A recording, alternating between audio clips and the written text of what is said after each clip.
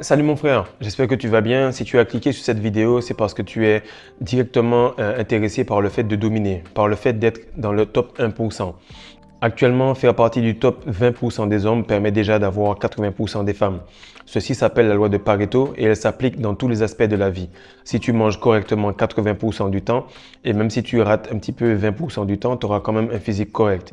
Les habitudes sont les mêmes. Si tu as 20% de mauvaises habitudes mais 80% de bonnes, tu auras quand même une vie correcte.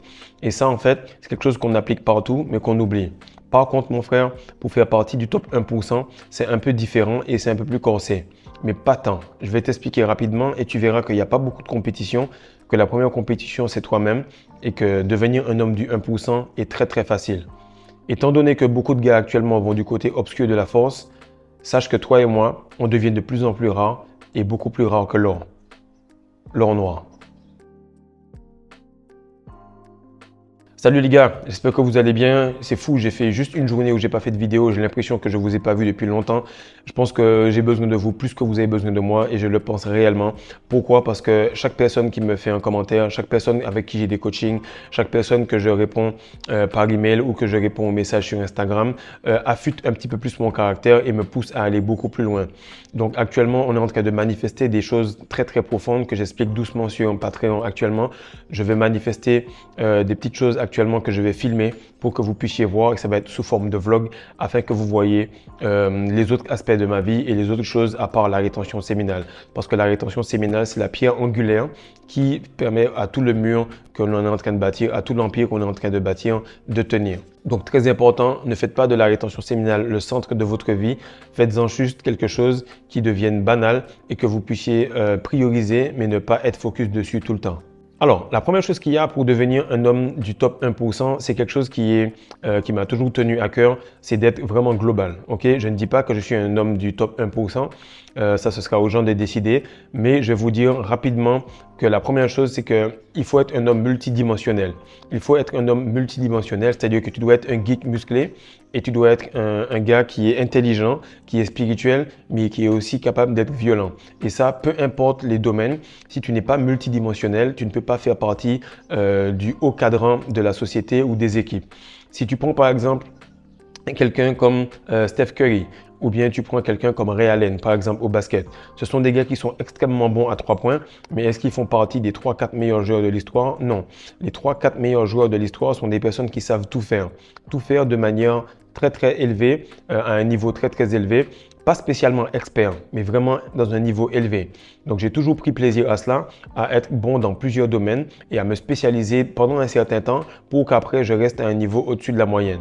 Donc il faut aussi que tu aies de la maturité en rétention. C'est vraiment important parce que les hommes du top 1%, lorsque j'écoute certains podcasts et tout, lorsqu'il s'agit de rétention séminale, tu as l'impression que les gars n'ont pas à parler de ça tellement ça fait partie d'eux, tellement ils sont habitués à garder cette essence-là et tellement ils sont habitués à performer à un haut niveau d'énergie, à un haut niveau de vibration.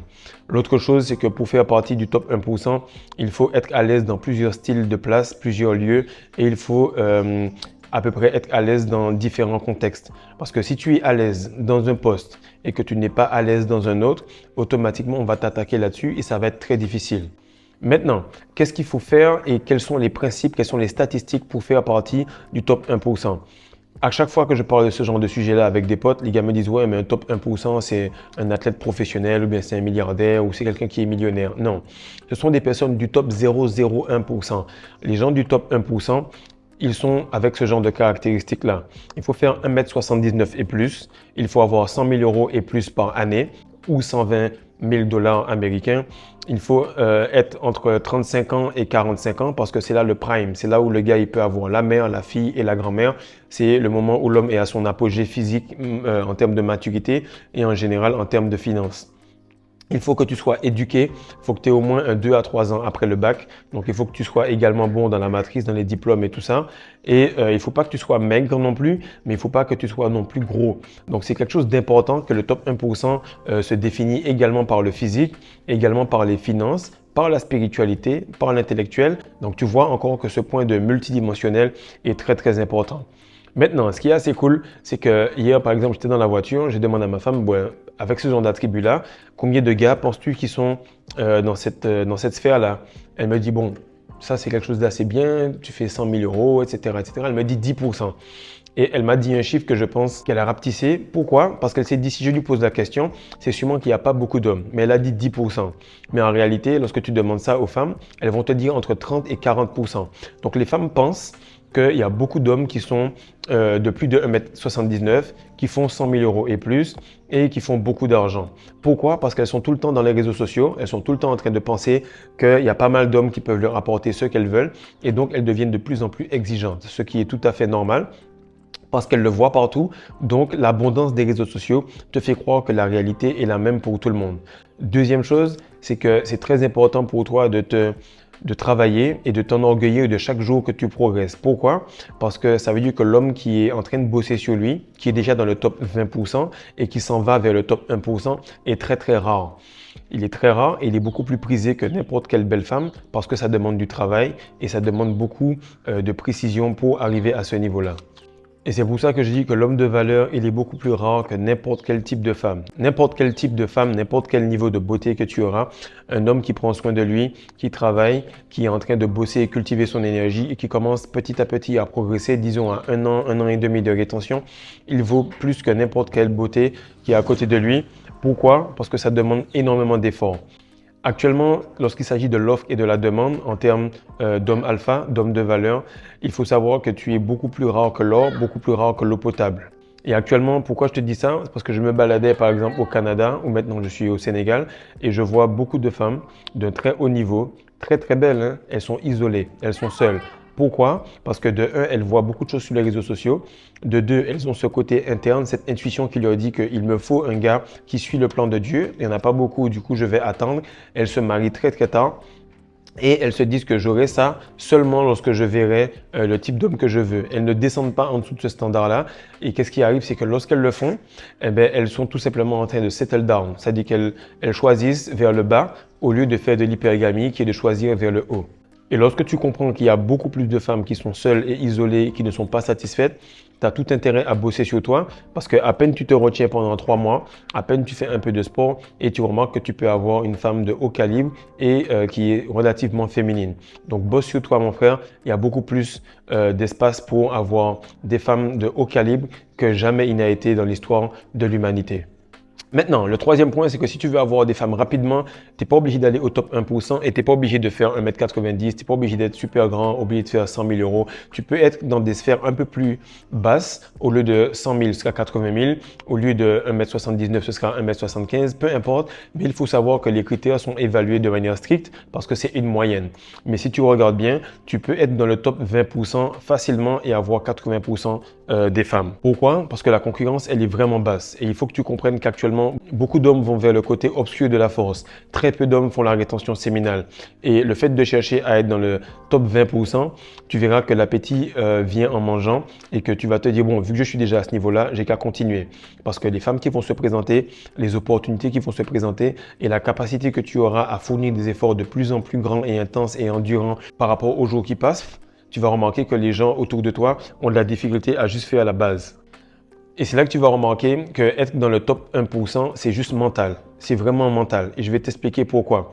Chaque fois, j'ai toujours une vague de gars comme ça. D'ailleurs, ça, c'est pas du tout ma niche parce que dans ma niche, je veux simplement des gars qui soient durs, arrogants, qui ont de l'ego et qui sont capables de se dire, je peux être le top 1%.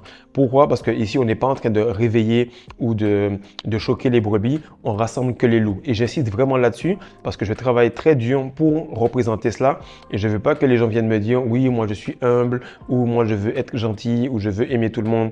Car la nature ne fonctionne pas comme cela. La nature, c'est la loi du plus fort. Et si tu continues à penser avec cette manière un peu démocratique ou avec cette façon un peu gifle-moi sur la joue gauche, je te tends la joue droite, tu vas toujours rester en dernier. Comme je l'ai dit à chaque fois, mets-toi en premier et automatiquement les personnes vont te mettre en premier. Donc ce que je veux dire par là, c'est que beaucoup d'hommes en général dans la vie n'ont pas d'ennemis. Ils n'ont pas d'ennemis du tout, ils n'ont pas de concurrence. Leur seul ennemi, c'est leur cerveau. Ils sont tout simplement en train de se dire, avant même de bosser, non, moi je suis humble, non, moi je ne suis pas le numéro 1, non, moi je ne peux pas, moi je préfère que tout le monde réussisse, etc. Donc avant même d'avoir commencé à bosser, tu te fous une balle dans le pied juste parce que tu te penses moins fort que les autres. Donc, comme je l'ai dit plus tôt, les femmes pensent qu'il y a beaucoup d'hommes, ok? Qu'il y a beaucoup d'hommes qui sont à ce niveau-là, mais en réalité, les hommes féminins, les hommes qui placent les autres avant eux, sont également comme cela. Ceux qui sont dans le top 1% sont ceux qui le veulent, tout simplement.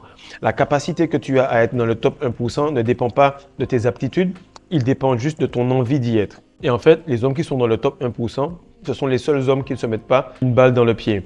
Ce sont les seuls qui se disent « je peux, donc je suis ». C'est vraiment ça. Je peux être dans le top 1%, donc je suis dans le top 1%. Et tant que je n'y serai pas, je vais faire tout ce qu'il faut pour y être. Et actuellement, ce genre de mentalité-là est très rare. D'ailleurs, je sais déjà qu'il y a 2-3 gars qui vont me dire non, l'humilité c'est important, etc. Les losers comme ça, on en a besoin. Donc continue à être dans l'humilité. Nous, on va faire les résultats. Continue à être dans l'humilité, ta femme va vouloir des gars qui ont les résultats. D'après toi, pourquoi tu penses que les femmes aiment les hommes qui sont arrogants ou qui ont confiance en eux? Parce que la confiance en soi crée une forme de compétence. Et lorsque tu as confiance en toi, tu as confiance en Dieu. Maintenant, si tu veux savoir par où commencer, c'est toujours par le physique. Donc, comme je le dis à chaque fois, on commence par l'hormonal, on commence ensuite par le physique, ensuite par le mental et enfin le spirituel. Si je fais en sorte de commencer par l'hormonal et le physique, je vais tout simplement montrer aux gens que je suis compétent. Lorsque j'irai quelque part, je pourrai tout simplement réseauter plus facilement parce que j'ai confiance dans mon corps, dans mon physique. Actuellement, lorsque tu bosses sur ton physique, ça augmente ton aura. Lorsque ça augmente ton aura, tu attires les gens. Lorsque tu les attires, ils te demandent comment tu as fait pour te bâtir un physique comme cela. Tu échanges ton numéro, tu commences à bosser avec eux et tu as des partenariats un peu plus grands. Tu as juste à être en rétention. Sortir sans ton téléphone portable et répondre aux gens qui te parlent et tu vas voir que tu te fais un carnet d'adresses beaucoup plus fourni que ça n'a jamais été. Donc, sois moins dans ton écran, sois plus dans les yeux des gens, retiens ton énergie, commence par le physique, fais en sorte d'écouter un maximum de vidéos d'hommes qui te plaisent et qui sont tout simplement dans la place où tu voudrais être et tu vas voir que être dans le top 1%, c'est juste dans la tête, c'est juste toi qui te mets des bâtons dans les roues. Donc, partage ça, like. N'hésite pas à me demander si tu as besoin. Je réponds à pas mal de personnes par email ou sur Instagram. Si tu as besoin de coaching, viens aussi. 1 ou 2 séances peuvent totalement changer la perspective que tu as. Sinon, tu vas voir qu'il y a le e-book qui est là, Les secrets de la rétention séminale, où tu auras toutes mes routines, toutes mes expériences et surtout toutes mes astuces pour augmenter et maximiser la quantité de semences que tu crées par jour. Peace.